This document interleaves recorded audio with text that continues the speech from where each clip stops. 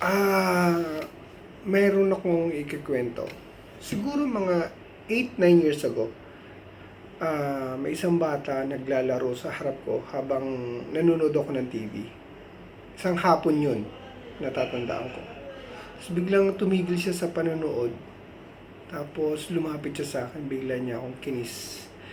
Tapos sabi niya, Uncle, love kita. Gulat ako. Sabi ko, love din kita. Sabi ko, nakakatuwa naman ang sweet-sweet ng batang to. Tapos after nun, madalas na kami magkasama kasi natutuwa ako sa kanya kahit saan ako pumunta, kasama ko siya. Tapos may mga times na kapag after niyang kumain at saka maligo, sumasama siya sa akin. Doon siya naglalaro sa kwarto ko, doon sa kama. Dala niya yung toys niya. Kasama ko doon sa kwarto kasi may ginagawa ko sa computer. Nag-i-internet ako. So doon siya naglalaro sa tabi ko, laging katabi. Tapos pag Friday afternoon, galing siya sa school, tatawag na yan sa bahay namin. Tatawag niya, Uncle, sunduin mo na kami. Punta na kami dyan sa Floodway. Tapos ayan, pag nandiyan na sa Floodway, natutuwa noon si nanay kasi ang ingay-ingay ng bahay. Pero tuwan-tuwa si nanay kasi maingay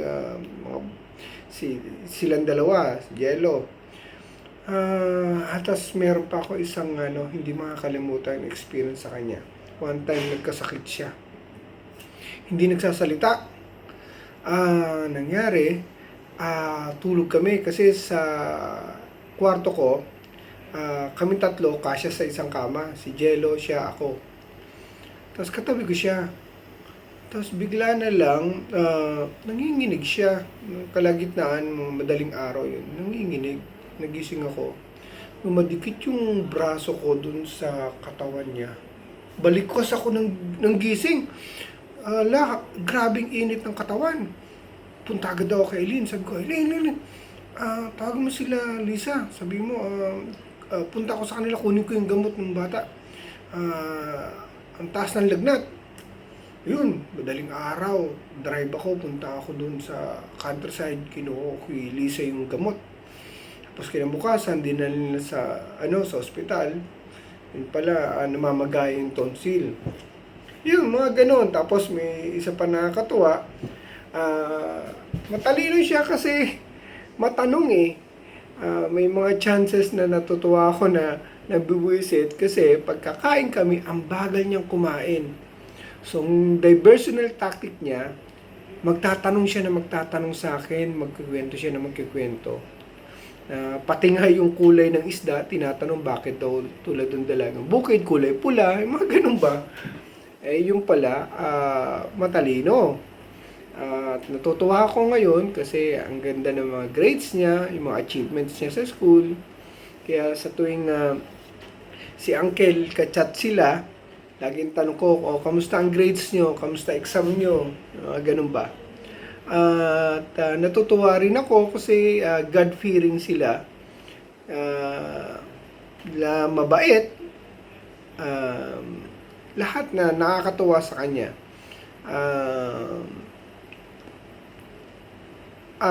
Amiel, pasensya ka na kung ngayon lang nagkaroon ng time si Uncle para bigyan ka ng birthday treat. Unlike si Kuya, nung 9 years old siya, binigyan ko siya ng birthday treat. Pasensya na, ngayon lang kasi naka-recover si Uncle, kaya sabi ko dapat bigyan din kita ng treat. Pasensya na.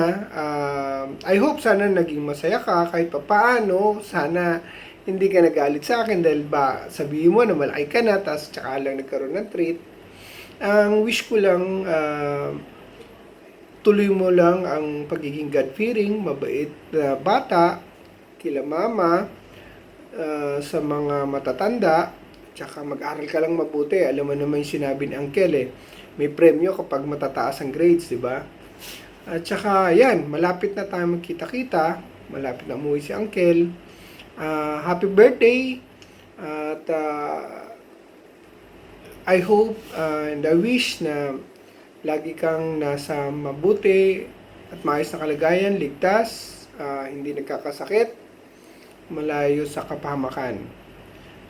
Tandaan, mahal na mahal ko kayong lahat. si Kuya, sila Yam Yam, lahat kayo mahal ko. Okay? Again, maraming salamat sa lahat ng umattend ng birthday ni Amiel. Maraming salamat. God bless you all.